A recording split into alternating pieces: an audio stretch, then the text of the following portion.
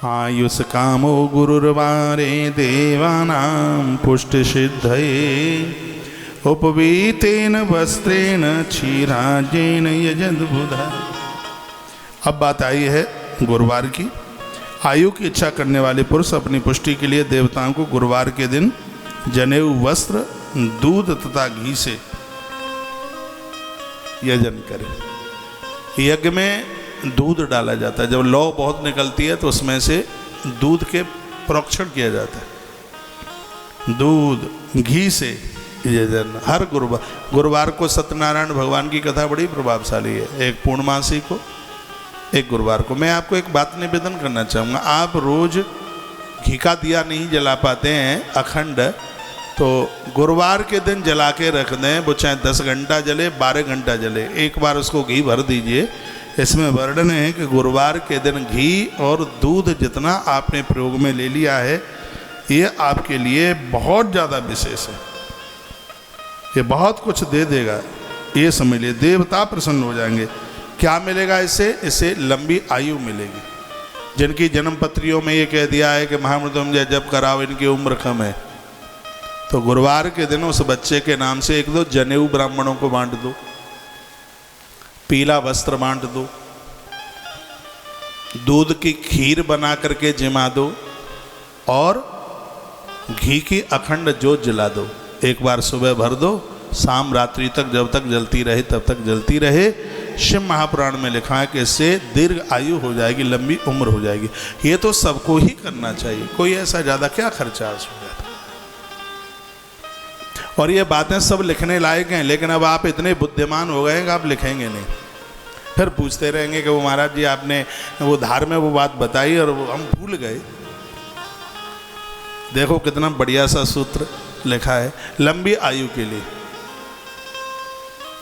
शिव महापुराण में ये बड़ा अद्भुत वर्णन कर दिया गया है। श्लोक नंबर 32 में है, 14 नंबर का अध्याय विद्येश्वर संहिता, श्लोक नंबर 32।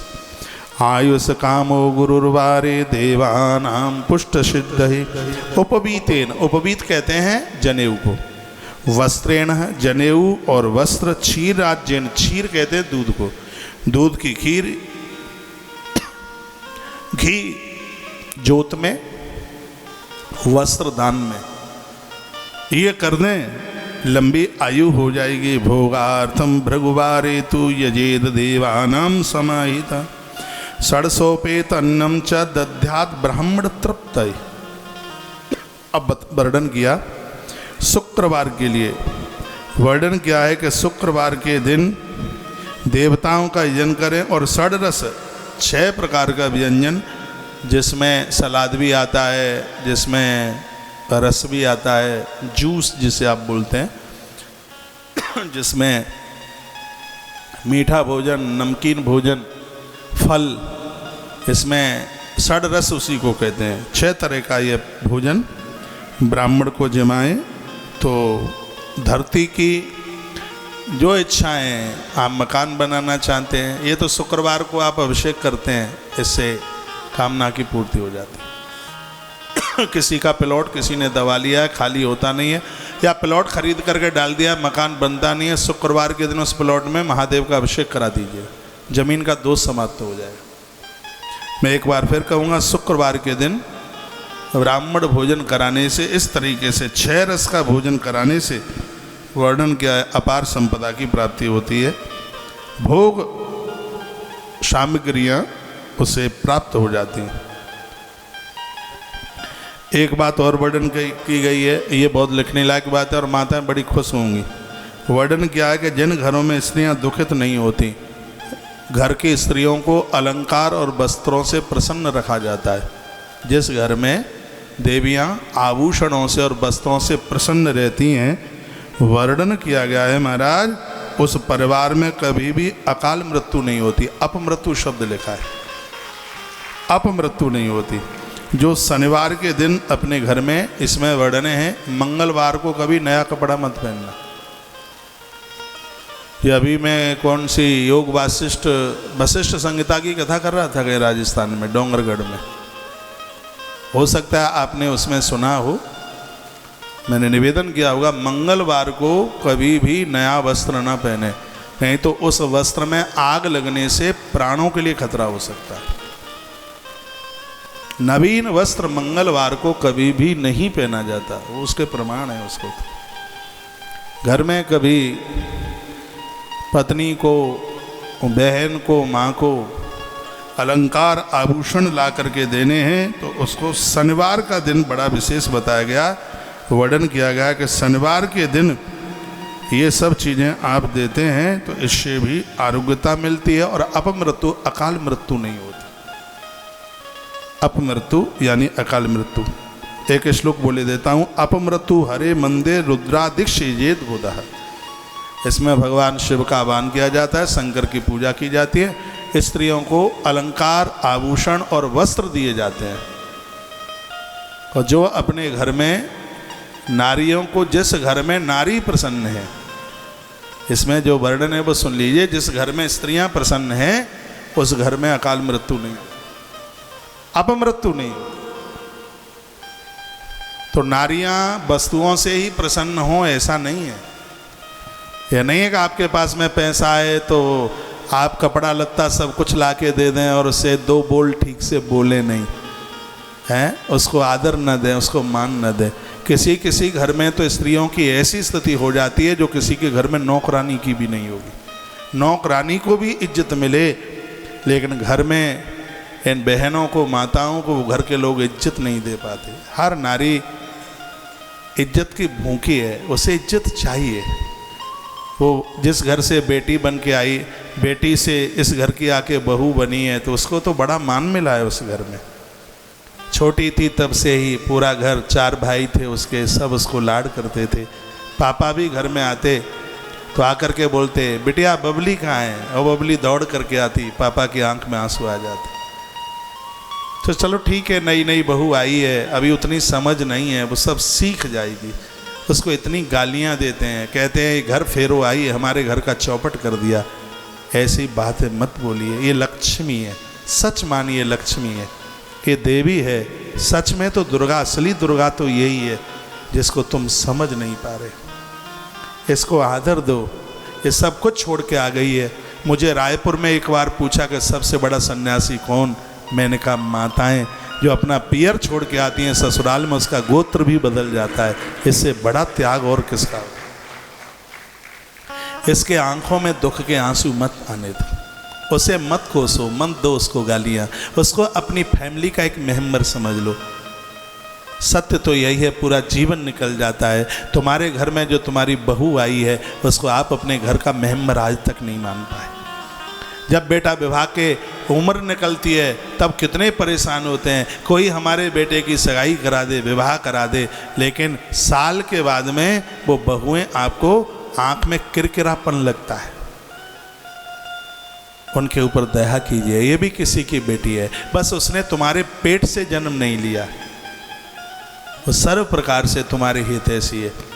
अपने पेट में प्रकृति का बीज रख करके अपने उदर में, और आपको एक वंश वृक्ष दे रही है, उसका आदर कीजिए। एक कपिला गैया की तरह, एक कुछ नहीं बोल पाएगी, वो तो तब से ही पराई हो गई है, तब से उसके पिता ने उसका कन्यादान कर दिया।